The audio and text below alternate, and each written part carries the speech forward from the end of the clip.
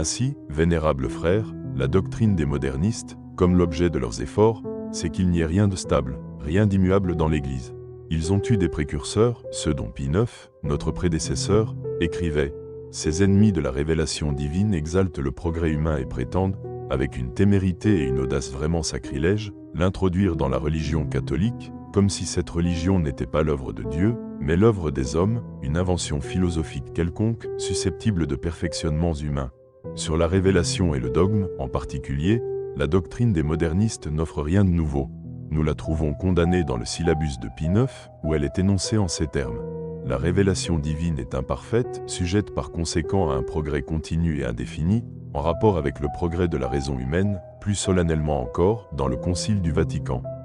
La doctrine de loi que Dieu a révélée n'a pas été proposée aux intelligences comme une intention philosophique qu'elles eussent à perfectionner, mais elle a été confiée comme un dépôt divin à l'épouse de Jésus-Christ pour être par elle fidèlement gardée et infailliblement interprétée.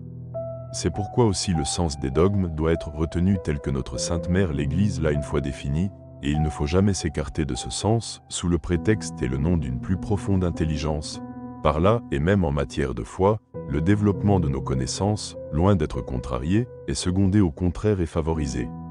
C'est pourquoi le Concile du Vatican poursuit que l'intelligence, que la science, que la sagesse croissent et progressent, d'un mouvement vigoureux et intense, en chacun comme en tous, dans le fidèle comme dans toute l'Église, d'âge en âge, de siècle en siècle, mais seulement dans son genre, c'est-à-dire selon le même dogme, le même sens, la même acception,